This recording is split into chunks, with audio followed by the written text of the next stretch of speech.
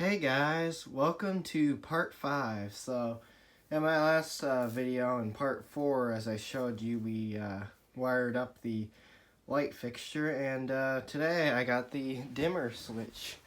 So I'm going to show you the dimmer switch I got. Here's the dimmer switch I got. It's a GE Ultra Pro rotate dimmer. So it's one of those, like the old-fashioned ones, like with the rotate ones. And it works with all kind of bulbs. It works with LEDs, CFLs, and incandescents and halogens. So you can see there, it shows like some pictures of where you would probably use it. But we're using it for a simple project board. It comes with 2 different covers, which is pretty cool. So it comes with white and almond color. So there it is. So here's the switch for single pole switch. So we're gonna install it today. So now before we get started, like what I'm gonna do is I found out where I want to knock it out so I can run the wire connection. So we'll knock it out right about here. So as I showed you in the last video, we're gonna do the same thing. Hammer that out.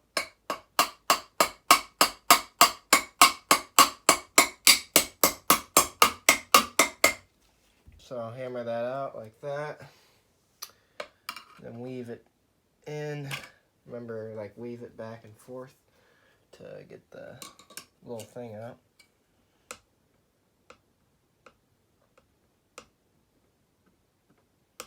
So we're gonna do this hole right here.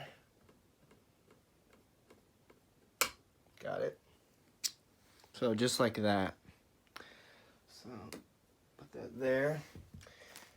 This time, like in my last video, I showed you the metal one that we used.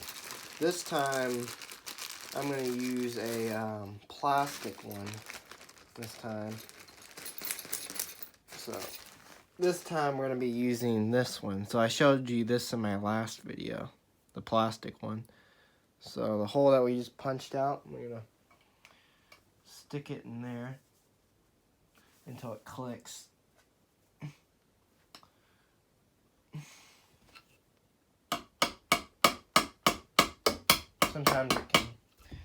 Sometimes it'll help if you kind of hammer it in. Let's see. It's just not going in.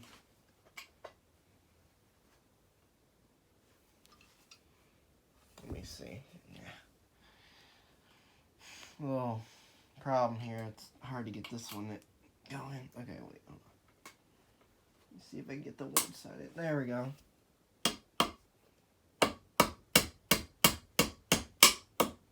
There we go. Okay. So once you got that in, so that fits in nice and tight like it should. So that's a good thing. So now what we can do is, now what we want to do is what we'll do is we'll open up our switch right here, and we'll also measure the length of the wire that we need to cut. So we'll do that. So we're gonna also have to cut the length of the wire to make sure. We'll see how much we need. Because I don't think we really need all of it, but as I said, I left a lot of excess, so we could do this. So let's take a look at our rotary switch dimmer that we got. It's really cool. So this should work out pretty well, so you can dim bulbs and stuff like that. I might also add a part 6 to this. I don't know. We'll see. So let's see what we get.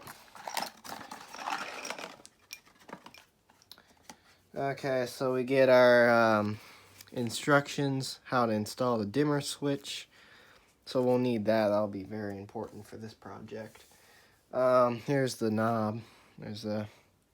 We're gonna be using this knob, the knob that they have on it. We're gonna be using that knob just because that's the knob I want to use. So on the back you should have, let's see, what does it say? Okay, there is a ground wire. So here's the ground. So we'll connect the ground with the ground, and the blacks will go with the incoming and the outcoming, which is from the box. So let's see how we wire this up here. So we'll take a quick peek at the instructions so we can figure out how to do this. Okay, let's see. How to install your dimmer switch.